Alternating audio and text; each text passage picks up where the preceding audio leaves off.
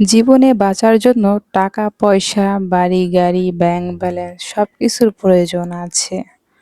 তবে এত কিছুর মালিক হতে না পারলেও আলহামদুলিল্লাহ সুন্দর কিছু ফুল গাছের মালিক হয়েছি।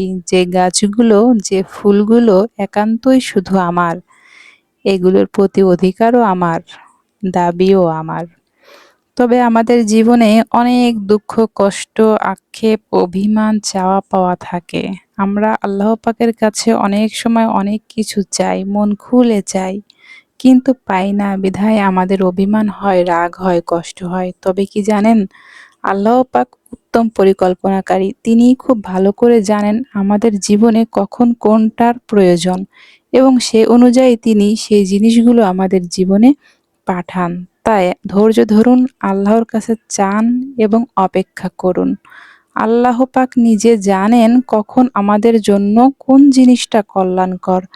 তাই ধৈর্য ধরুন, আল্লাহর ইবাদত করুন এবং দোয়া করতে থাকুন।